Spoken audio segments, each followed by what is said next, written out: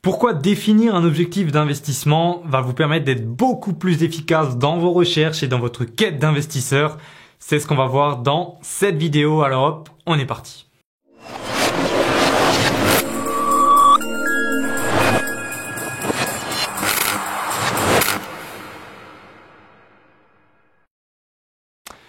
Bonjour les investisseurs efficaces, c'est Franck. Je suis ravi de vous retrouver et on se retrouve dans cette vidéo pour parler de quelque chose d'un petit peu spécial qui est pas tellement abordé sur Internet, sur YouTube, etc. Il s'agit de définir un objectif d'investissement. Alors, c'est vrai que c'est quelque chose qui est trop souvent négligé. On se dit que voilà, c'est pas tellement essentiel, on n'a pas le temps pour ça, on préfère foncer tête baissée, aller chercher des biens ou faire autre chose tout simplement. Mais voilà, sachez que c'est vraiment essentiel, c'est la toute première étape. Ça va vous permettre beaucoup de choses, on va le voir juste après. Donc juste avant de commencer, n'hésitez pas à vous abonner en cliquant sur le bouton sous la vidéo et n'oubliez pas la petite cloche pour recevoir une notification à chaque fois qu'une nouvelle vidéo sortira. Vous êtes également libre de télécharger mes 101 meilleurs conseils pour investir en immobilier. Il s'agit tout simplement de 2 heures de formation vidéo offerte qui regroupe mes meilleurs conseils en immobilier. Donc c'est vraiment très qualitatif. Ça sera envoyé directement dans votre boîte mail. C'est entièrement offert, alors profitez-en. Justement, on reparle également de comment définir un objectif. On le verra plus en détail.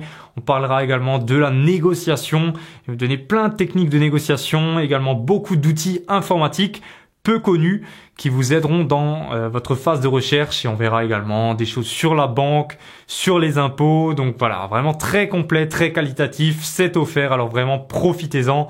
Ça se passe dans la description de la vidéo, c'est la toute première ligne. Donc voilà, maintenant on est prêt.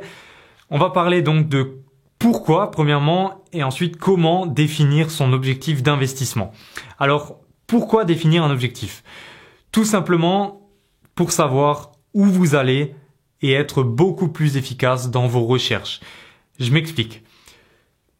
Si on prend 2 personnes, personne numéro A, investisseur lambda, recherche des biens, donc il tape la ville dans laquelle il veut investir, ou même pas, voilà, il tape sa région, il cherche les biens, et donc là il y a 1000 résultats, et puis il va chercher à droite à gauche. Ça peut être intéressant. Tiens, là je pourrais faire une colocation, ou je sais pas, non, là je pourrais faire de la courte durée ou une location à l'année. Tiens, là je pourrais faire une location nue, de la location meublée. Bref, il est perdu dans tout ça, il sait pas dans quelle ville rechercher, il sait pas quel type de bien, et voilà.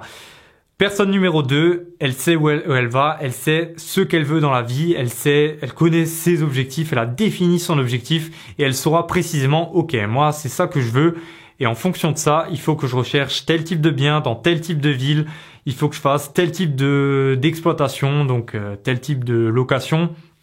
Et elle sera beaucoup plus efficace parce que elle va pouvoir affiner beaucoup mieux ses recherches. Par exemple, ses alertes automatiques sur le Bon Coin, elle va pouvoir se définir des alertes automatiques bien précises par rapport à l'autre personne qui, voilà, va en gros taper dans le tas, mais pour finalement pas grand-chose, puisqu'il y aura derrière beaucoup moins de résultats.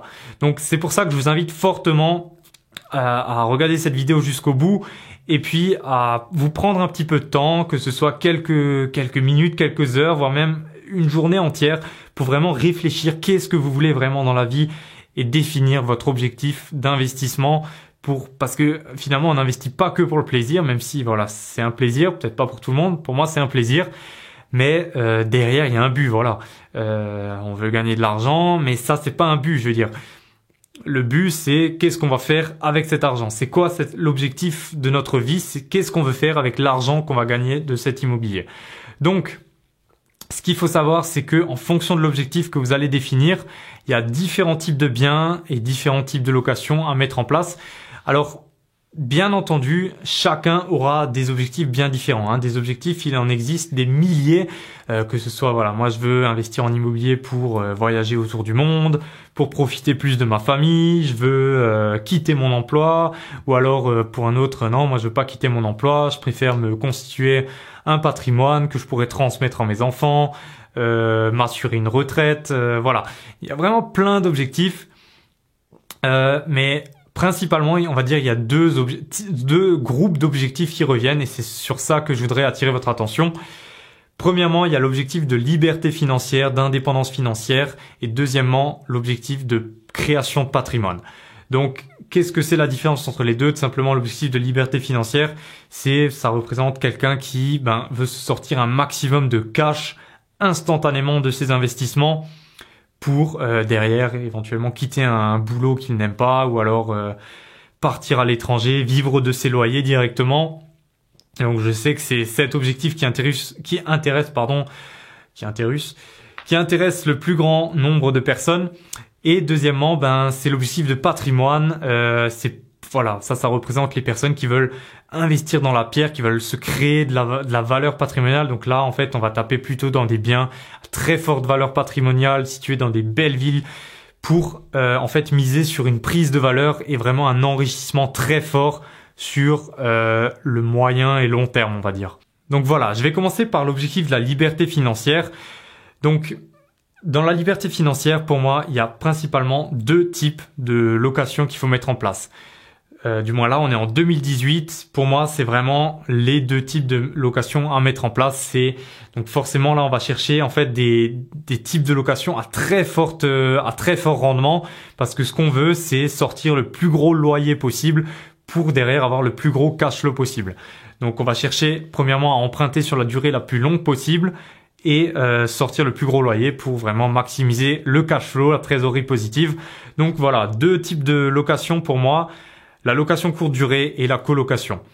La location courte durée, c'est tout simplement le type de location le plus rentable. Ça prend plus de temps, il y a plus de détérioration, mais tout ça, je veux pas en parler dans cette vidéo. Tout ça pour dire que voilà, c'est le type de location le plus rentable. C'est là que vous pouvez obtenir les plus grosses rentabilités, les plus gros cash flows. Et deuxièmement, juste après vient la colocation, parce que là, voilà, si vous avez encore une fois un appartement de 4 chambres, au lieu de louer tout l'appartement à une seule famille, là vous louez 4 chambres séparément. Donc forcément, ça fait grimper le loyer, grimper la rentabilité. Donc de ça, qu'est-ce qu'on peut en sortir? C'est le type de bien qu'on va rechercher. Si vous voulez faire de la colocation, forcément, il faudra taper dans des grandes surfaces. Donc, minimum du 3 pièces pour avoir au moins 2 chambres et un espace commun. C'est le grand minimum. En dessous, vous pouvez pas vraiment faire de colocation. Je vous conseille même plus de taper dans le 4 pièces, voire même le 5 pièces. Pour moi, le 4 pièces, c'est l'idéal pour une colocation. Pour la location courte durée, donc là, on peut faire de la location courte durée dans un peu tout, mais je vous conseille plutôt de viser des studios et des 2 pièces. Donc, voilà, là, vous voyez déjà, dans ce premier objectif de liberté financière, on sait déjà quel type de location on veut faire absolument. Donc, on sait qu'on veut faire de la location courte durée ou de la colocation. En meublé, bien sûr, encore une fois, pour le LMNP. Je vous invite d'ailleurs à aller voir la vidéo que j'ai faite sur le LMNP. Je vous la mettrai dans la description ou bien là, avec le i comme info. Donc voilà. On sait déjà quel type de bien on recherche et quel type de location on veut utiliser. Donc on sait qu'on cherche soit des petites surfaces, studios, 2 pièces ou alors des grandes surfaces. Donc voilà, déjà là vous voyez, on est beaucoup plus précis que quelqu'un qui sait pas trop ce qu'il cherche, etc. Deuxième objectif, la création de patrimoine. Là encore une fois, deux types de location que je préconise, la colocation ainsi que la location à l'année. Parce que la création de patrimoine, finalement, on mise en fait sur des biens à forte valeur patrimoniale et qui vont prendre de la valeur dans le temps. Donc, pour moi, la location courte durée, c'est pas vraiment adapté à ça. Parce que, il y a une plus forte détérioration du bien. Il y a plus de roulement, il y a plus de monde. Les locataires font pas attention, ils prêtent pas la même attention aux biens que d'autres types de locataires. Parce que ils sont que là pendant une certaine période, etc. Le bien se dégrade plus vite et c'est pas trop ce qu'on recherche dans notre objectif de création de patrimoine. Donc, c'est pour ça que je recommande la colocation parce qu'il y a quand même derrière le fort rendement ou alors tout simplement la location à l'année. Donc voilà. Et donc pour ça, on va rechercher également les grandes surfaces.